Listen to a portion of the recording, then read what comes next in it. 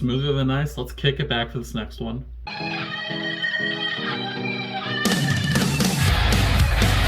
What's up, guys? Rewritten Does Music here. I know it's been a minute, maybe a little more than a minute. Things happened. A lot happened. I'm unemployed, but now I'm back on this channel, so let's just fucking jump right into this review, shall we? Welcome to Rewritten Does Music, where today we're doing a commission from my friend Coral, and it's for Ryan Caraveo's album, At Least I Tried. Now, this is a commission review, and you too can actually review, commission. No, I do the review, you do the commission. My brain is juice. You as well can also have a commission done by me for as low as just literally $1 through Cash App. All you gotta do is DM me directly on Twitter. It's the same name as the channel here, just Ray Ronu. No Does Music. I'm just plain Ray Ronu on Twitter. Hit me up and we'll discuss a commission. I can do album reviews, lists, discography dives, but the lowest is $8 for just an album 9 times out of 10. So go ahead, hit me up. Let's work something out. Yeah, this is an album that reminds me a lot of rappers like Lil Extra or Black Bear, with a smooth but confident tone and an overall steady incline from start to finish.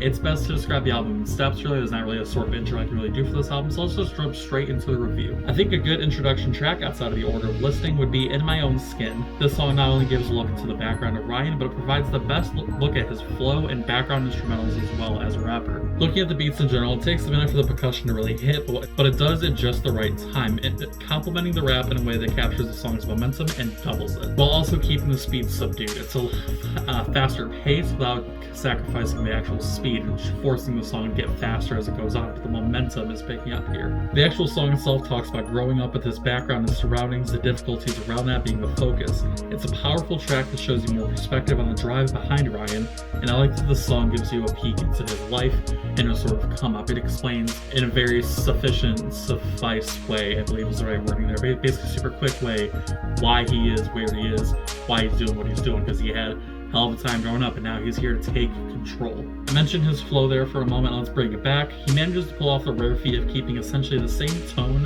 and pitch throughout the album, but adding little inflections here and there, not only keep the verses and choruses of an individual song separate and different, but song to song overall, he keeps that difference up. He even manages to do this over 15 entire tracks on the album. Yellow Lines is a good example. It's a nice vocal layering in the bridges. You get a look at this with the song Patient too, using more layering to produce a harder edge on the chorus to an already punchy track. Staying with Patient, I especially like how he touches on liking singing sad songs and working like he's never satisfied.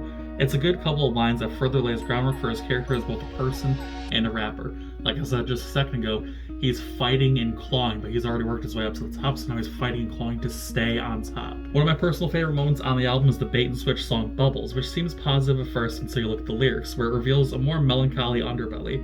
Some of these lines still feel like there's a tinge of happiness, such as with the line of the chorus, "You drive me crazy, I think I like it."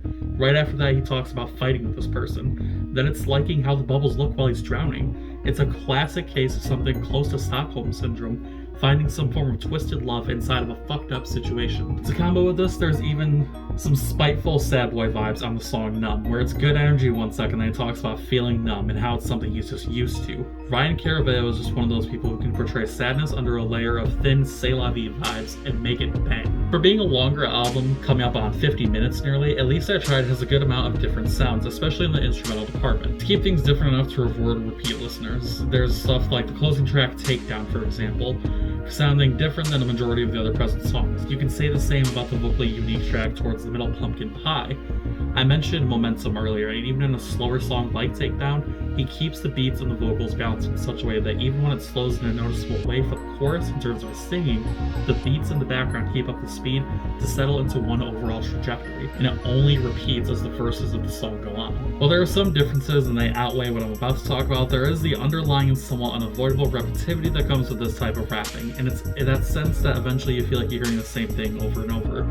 It's not a problem unique to rap. I listen to metal in many subgenres primarily, and I hear it a lot, even in bands that I absolutely adore, like even Dance Gavin Dance. But with an album like this, with this length, there's only so many sounds that can get pumped into it, and that shows by the time you hit the 10 song mark. If you listen to this in pieces, you'll get just the right amount of each element, but going from start to finish could be a small endeavor depending on how you take rap in as a genre. Overall, I came into this not really sure what to expect, but got a nice surprise when all was said and done. I mentioned it with my little extra review, I believe, but unless you go out of your way to produce some specifically in-depth and unique sounds, then a record like this can come out with some noticeably poignant semblances of sameness.